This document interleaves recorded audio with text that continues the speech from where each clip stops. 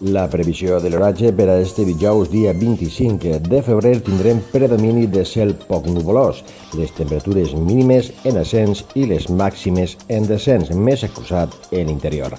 El vent serà de l'oest i nord-oest fluix a moderat, sobretot en l'interior.